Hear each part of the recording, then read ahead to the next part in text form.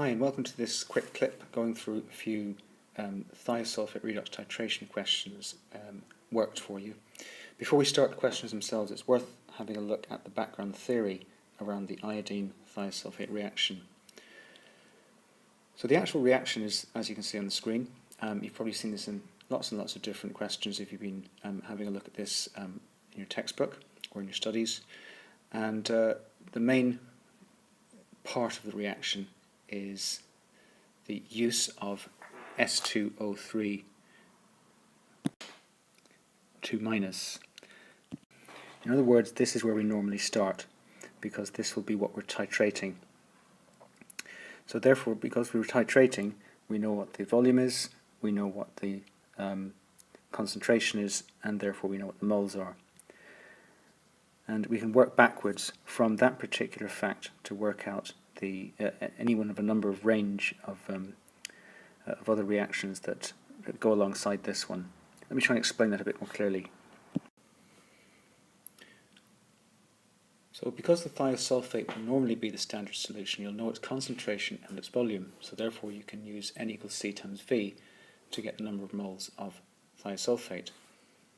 Now I mentioned another reaction this could go alongside. Let me try and expand on that a bit.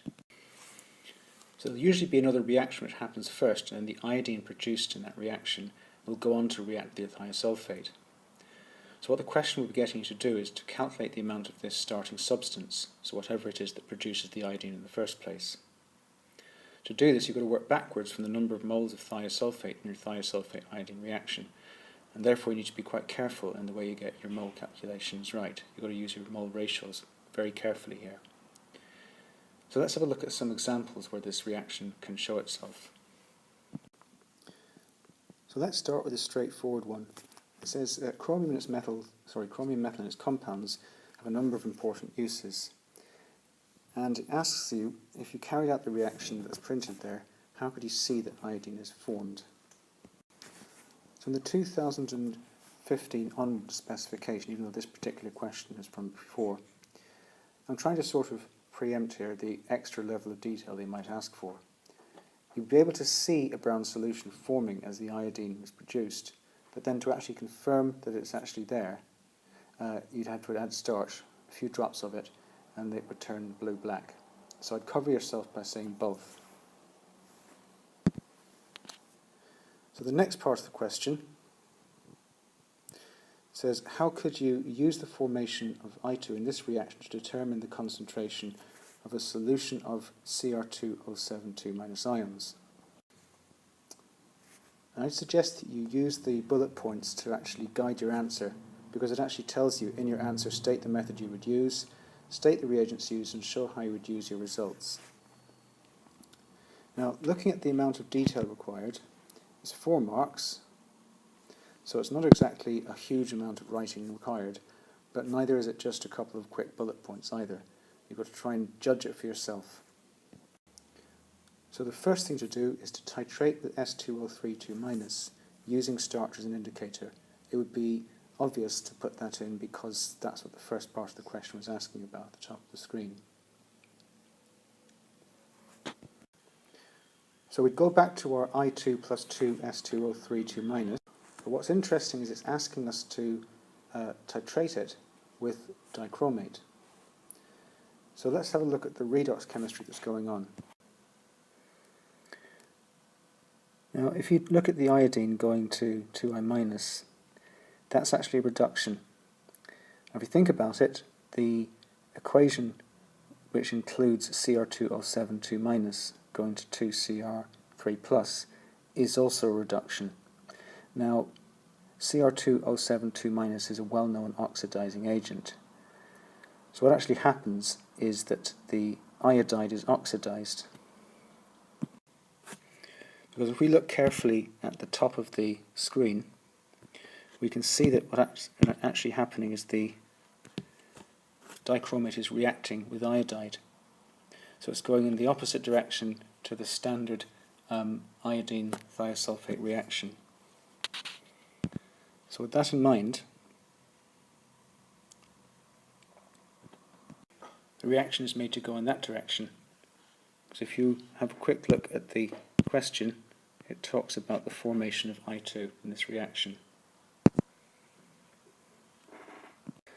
So now we can use oxidation numbers to work out the mole ratio that we're looking for, which is the final part of the question. So going from -1 to 0 is a loss of 1 electron. It's an oxidation, but it happens twice, so there's 2 electrons lost in total.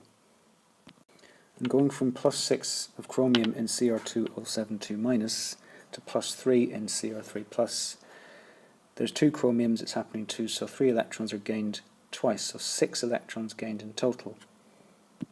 So if we tally up the electron loss and gain, we can see that we need the 2 electrons being lost 3 times.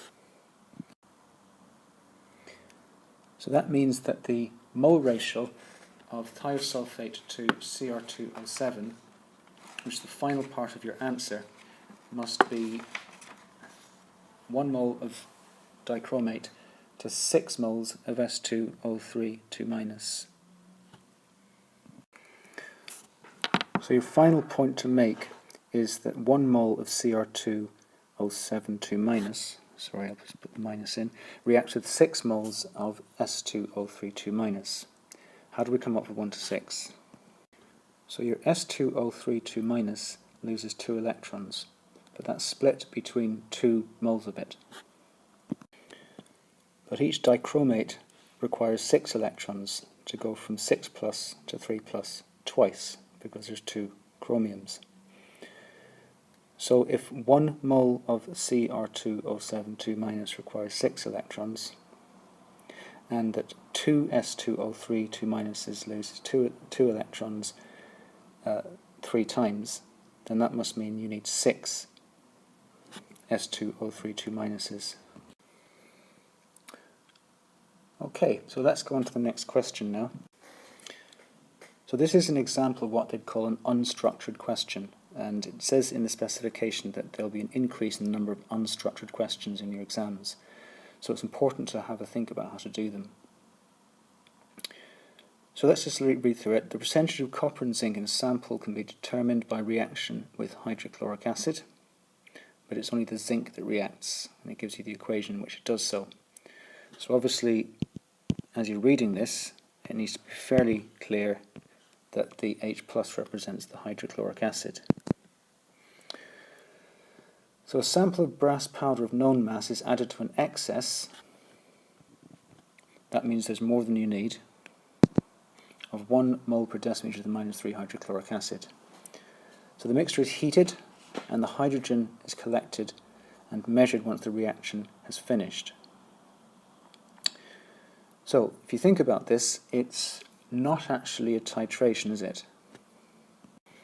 So once you get your head around that, the rest of it should be quite straightforward. In fact, it's so straightforward it's straight out of first year, because if we look at the data that we're given, we can see that in fact it's just V equals 24N. So it shouldn't be too hard, this one. And if we look a bit further down, we can see there's only 3 marks on offer. So it shouldn't be too much work required. So before we launch into our calculations, let's think about what the question is saying. The brass sample is 1.23 grams, but that's a mixture of copper and zinc.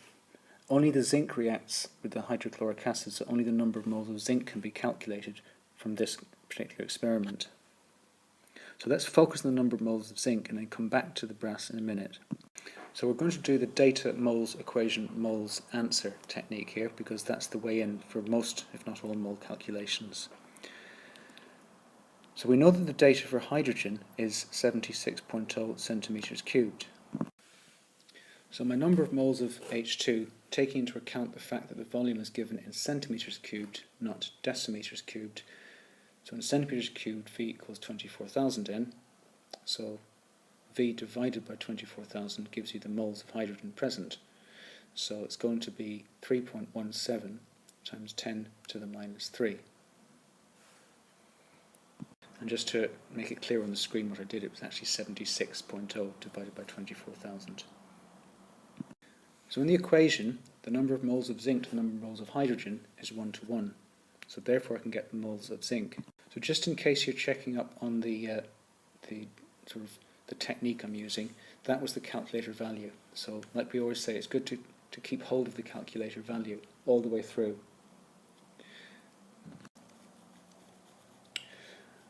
Okay, now we can get the answer. So that gives us 0.207 grams of zinc. Now, the problem is it asks us to calculate the percentage by mass of copper. So what we've got to do is shift up to here, and we can work out what the mass of the copper would be. So by subtracting the number of grams of zinc, it's actually 0.2071 grams from my calculator. That gives me 1.0229 grams of copper. That can be now worked out as a percentage of the total. And I got 83.1626%. So I can put that down at the bottom of the page as my answer, like that. That was probably a reasonable amount of work to do for 3 marks, but it just goes to show that these redox titration style questions are usually towards the challenging end of the spectrum out of all the questions that you're likely to come across. So let's now go on to the third question.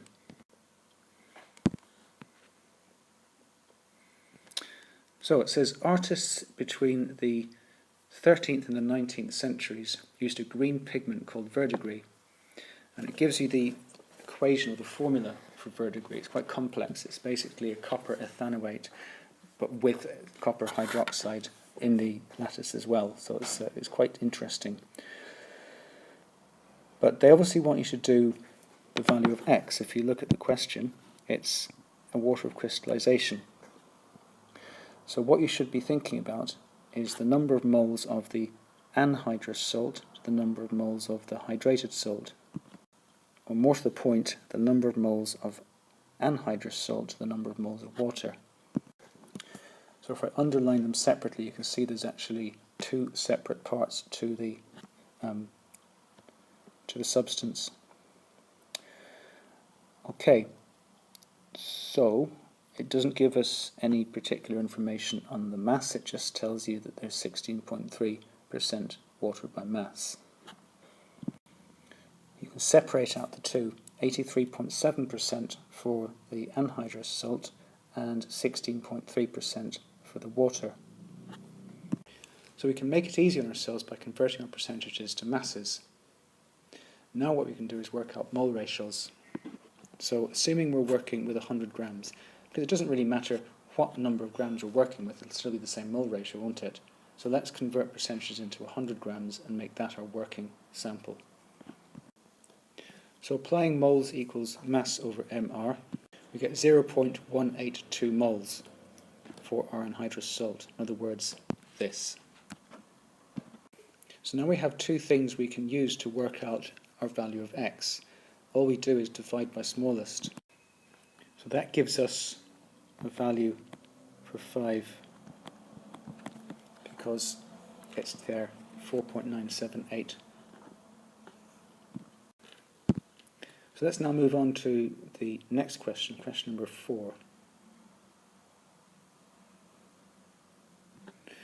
So this one is about potassium dichromate 6, and it gives you the equation, which you've come across once already in this this question set, and also the ionic equation for the reduction of iodine to iodide. So it says construct an ionic equation to show the reaction taking place when acidified potassium dichromate 6 is added to aqueous potassium iodide. Now the key here is in the electrons. So let's highlight them. So obviously for them to match, you'd need to multiply the bottom one by 3 and keep the top one the way it is. So that would give you 6 electrons on each side. Now the second thing you've got to look at is the electropotential data. They don't give you that for no reason whatsoever.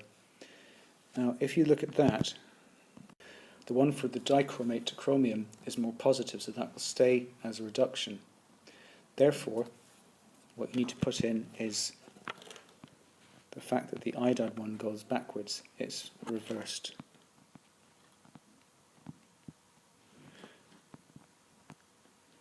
So that means 6 I minuses go in. And what that leads to is Cr2O72 minus, so that's 14H plus 6 I minus, giving you 2Cr3 plus 3I2 plus 7H2O. So the next part, it says an excess of aqueous sodium thiosulfate was then added. So let's remind ourselves of the equation, because obviously it was on the previous screen. So if you're adding sodium thiosulfate, what's going to happen is that's going to tend to react with the iodine. So therefore the brown colour will start to disappear. But be careful here, there's 3 marks, so that would suggest to me there's more than one thing going on that you're expected to say, that you're seeing. So the first thing is the brown colour disappears. And because the question says explain what you see, not state what you see, the description bit, the describe, is the brown colour fades, and the explain bit is iodine reacting with the added S2O32 minus. Now if you remember, the Cr3 plus from your transition metals work has a green colour. So remember your change from orange to green from your oxidation of alcohols in your first year. You're applying that knowledge here. So a quick question you might be having. We've talked about Cr3 plus being purple. Let's have a think about why it's green. It's green for the same reason that the chromium 3 plus sulfate is green. Not all of the ligands around the chromium 3 plus are water. So looking at the Cr3 plus 6H2O, or H2O6, this is a green colour because there's been some swapping of ligands, some exchange of ligands. So some of the S2O32 minus will actually behave as a ligand itself, because there will be lone pairs on those oxygens that can be donated.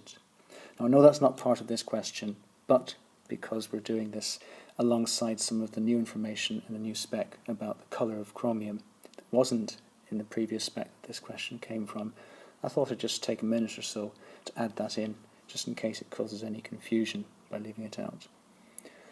So to summarise all that, it's green and not purple because some of the H2O ligands on the normally purple Cr3 plus brackets H2O6 are swapped for S2O3. So the next question, number 5, let's move it up.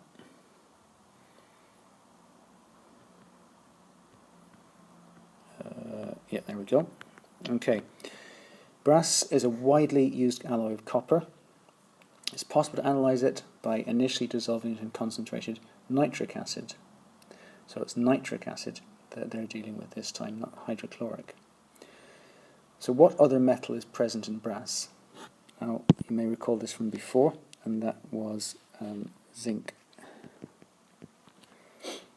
It says, give one common use for brass and state the property of brass which makes it ideal for that purpose. So here it could be any use really.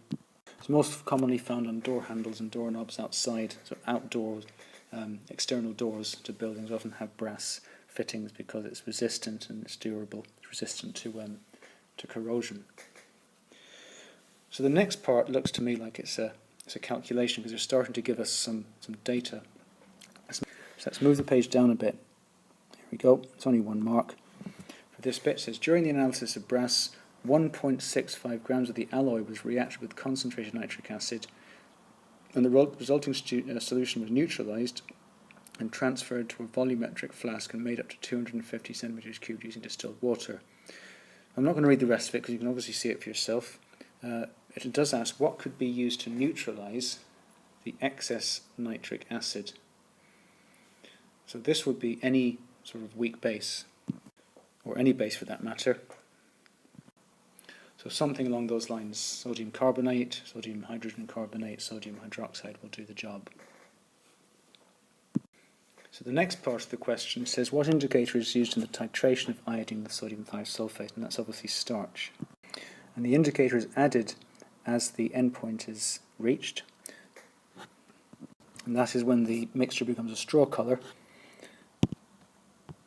So the next part says the reactions taking place in this titration may be summarised as follows. Now if you remember right at the beginning of the clip I said that often a previous reaction of some kind will be added into the calculation. So in this case you can see the iodine being produced. That goes on to react with the thiosulfate in the second part of the reaction. So then it says calculate the amount in moles of sodium thiosulfate in 20 centimeters cubed of solution. So from the previous part of the question it gave us the concentration. It was 0.100. So using N equals V times C, that works out as 2 times 10 to the minus 3, or 0.002 moles. Okay, so let's move on to the next question. It says for every 1 mole of Cu2 plus ions present, deduce the amount in moles of S2O3 ions needed for the titration. So what we've got to do is look back to the equation we had at the top of the page. And you can see it's a 1-to-1 ratio, so the answer is obviously 1. You don't even have to calculate it, you can just see it. So the next part is what is the amount in moles of Cu2 plus ions present in 25 centimeters cubed of solution. So going back to the original question, you'll see that it's a 1-to-1 ratio like we talked about just now, so therefore we can say that that's also going to be 2 times 10 to the minus 3. So the next part of the question is a percentage by mass of copper. So what we've got to work out is how much mass of copper do we have. To start that, we need to convert from moles to mass. So that gives us 0.127 grams. So you're working out moles times mR.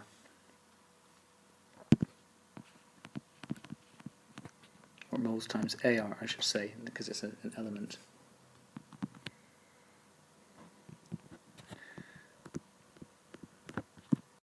So that means there must be 1.27 grams of copper in the sample of brass, because the brass was originally dissolved in 250 centimeters cubed, and only 25 centimeters cubed were titrated. So from the question, the original sample of brass was 1.65 grams. So 1.27 over 1.65 times 100 gives you 76.97, but they'll accept 77%. Okay, so let's go on to the next question. So it's quite important that we have a look at what they say in italics, because there's a reason they want us to do that. They want to give us marks for our working. So don't just put down the final answer having tapped away at the calculator. Make sure you've laid out your workings like I've done in this clip so far. And it gives you some information which you'll have in your data sheet anyway. But 1 mole of gas equals 24 decimeters cubed. So there's no data here that you need to jot down, because we can go straight to the next page, because there's a series of experiments that the chemistry student does on their sample of bronze. So I've made the question a bit smaller, so we've got some room to do some working on the screen. Okay, so he dissolved a small piece of bronze weighing 0.28 grams in concentrated nitric acid, and 5 centimeters cubed of a blue solution containing Cu2 plus ions was formed together with a brown gas with the molecular formula NO2. So the student analysed the blue colour from the Cu2 plus ions in solution C using a colorimeter. Now, you don't have to worry about what a colorimeter is for your specification, but in a nutshell what it does is it measures the absorbance of light of a certain frequency, and it can be calibrated. So therefore the shade of blue can be actually converted into a numerical absorbance, and then it can be plotted and you can work out concentration from the shade of blue the frequency, the level of absorbance of the light. But we're moving a little bit away from the question. It says you found out that the concentration of Cu2+ ions in our solution C was 0.68 moles per decimeter to the -3. So then the student concentrated the solution and obtained some blue crystals. And you've got a percentage composition by mass, and you've got copper, you've got nitrogen, you've got oxygen, and you've got hydrogen. And the composition included 3 waters of crystallization. So there's a lot of information there. So let's just put the information sort of in a usable form in the top right hand of the screen. So that's all our information collated. Now what we've got to do is follow the 3 bullet points. So the first thing is to calculate the percentage of copper in the bronze relic. So I personally think that that bit of data will allow us to work out the mass of copper. We can use N equals V times C. So that gives us 3.4 times 10 to the -3 moles of copper. So we can work out the mass of copper present in our sample of C by doing moles times the relative atomic mass, which gives us 0.2159 grams. We can then divide that by the original sample of bronze. And using my calculator value, it gave me 77.11. So now what we need to do is go on to the next part, which is to calculate the empirical formula. So obviously you start by dividing the percentage by mass by the relative atomic mass for each element. And then to clean up your ratio, you need to divide everything by the smallest. So that comes out as 1,2 to 9 to 6. So the empirical formula is in the bottom right hand corner of the screen. The final question, how would the formula of A normally be shown in the bottle of the chemical? Now because there's 3 H2Os, you have to take 3 H2Os away from CuN2O9H6 and see what you're left with. So that's 6 hydrogens and 3 oxygens. I've slightly altered this CuN2O9H6 to see what we're left with. We're left with copper, obviously one of them, and N2O6 can obviously be turned into nitrate, can't it? Because it's copper 2+ and nitrate is -1, there's 2 of them.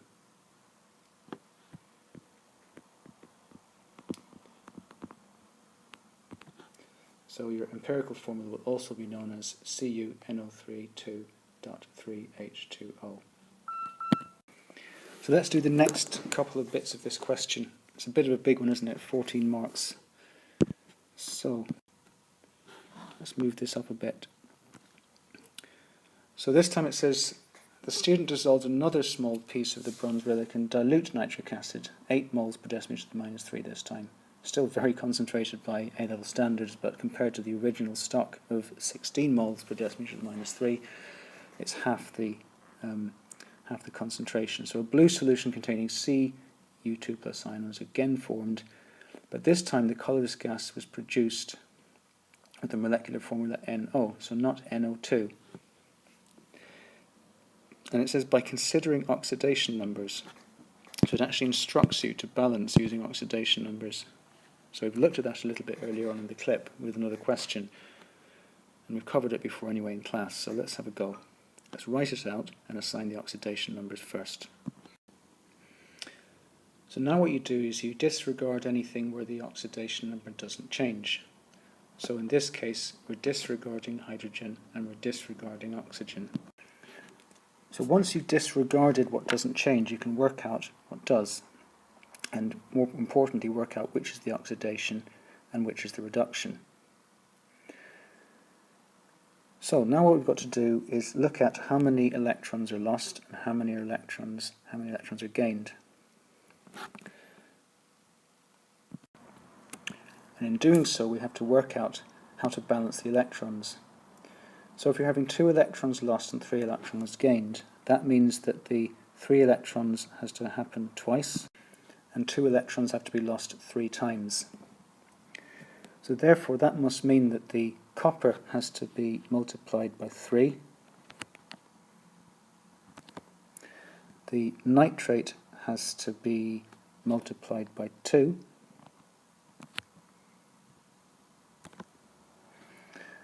And for this to happen, that must mean that the hydrogens have to be balanced out. So let's see how we could do that. We have 2 lots of 6 oxygens on the left-hand side, and we have 3 oxygens on the right-hand side. We leave the NO alone because that's already balanced. So that must mean we now have, let me check this. You need another 4 oxygens on the right to make 6 in total to match the 6 oxygen on the left. That now means to have 4 H2 you need 8 H+.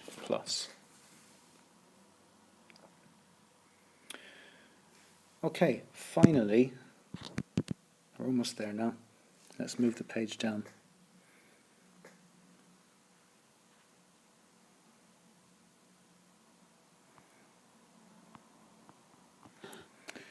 This is a total of 14 marks. So the student heated a third small piece of the bronze relic with concentrated sulfuric acid. The copper in the bronze relic reacted to produce a blue solution and 90 centimeters cubed of a gas B measured at RTP, room temperature and pressure. The mass of the gas B collected was 0.24 grams. So your starting point is to work out the number of moles of B that you actually have. What they want is the identity of gas B. Now, there's 2 ways you can come at this. You can look at what it's reacting with, the copper. Sorry about the motorbike there. Like I was saying, you can look at the what the copper is reacting with is concentrated sulfuric acid, so the gas probably contains sulfur. Just one to have to think about. Or what you can do is take the mass of the gas, which I've highlighted, and you can get the MR. Probably a little bit more logical is to use the data that they've given you. So rearranging moles equals mass over MR. It's mass over moles equals 0.24 grams over 3.75 times 10 to the minus 3. So it gives us 64 exactly. So now what we can do is possibly work out what gas it might be. So we can do a little bit of deducing here. When you react copper with nitric acid, like we've seen already, it produces oxides of nitrogen. So might it produce oxides of sulfur with sulfuric acid? So doing a little bit of trying something out here, it seems to work, doesn't it? So I'm going to go with sulfur dioxide as my gas. So then it says suggest a likely balanced equation for this reaction. So I'm using the information that they've also provided and the fact that there was a blue solution formed. So B is sulfur dioxide, the blue solution must be copper sulfate, and the H2 has to go somewhere, so that would be H2O. Now look at the number of oxygens you've got on the left-hand side. You have 4, but you have 7 on the right-hand side. So clearly there's going to have to be some balancing going on. So how do we do this? There are 2 different species in which sulfur is found, so 2 sulfurs on the right-hand side. So therefore let's put in 2 sulfuric acids. That takes care of sulfur. Now by doing that, you can use up the hydrogen on the other side as well. So let's just check for oxygen now. We have 8 oxygen on the left-hand side, and we have 8 oxygen on the right-hand side. We have 4 hydrogen on the left, and 4 hydrogen on the right. And we have 2 sulfurs on the left, and we have 2 sulfurs on the right. So I would call that happy days. Okay then, so hopefully you found that a reasonably useful walkthrough of some of these questions. They were quite challenging, some of them, I'll give you that definitely. They would all be, I would say, B grade and above in their level of challenge in an exam. So if you can get your head around these types of questions, you're doing well. Okay, so thanks again for your time and listening to this clip, and see you soon.